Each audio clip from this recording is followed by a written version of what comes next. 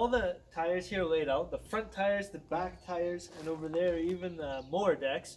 And we're gonna get ready for paint today. So right now what we're gonna do is we're gonna prep everything. We got it all sanded, we got it all degreased. And what we're gonna do now is put a bead of grease around the rim and then cover that with newspaper. After we do that, we're ready for paint.